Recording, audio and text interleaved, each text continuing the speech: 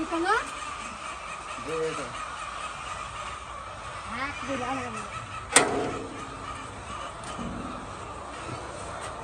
वो सुखी तेरा यार बनिए ऐसे चले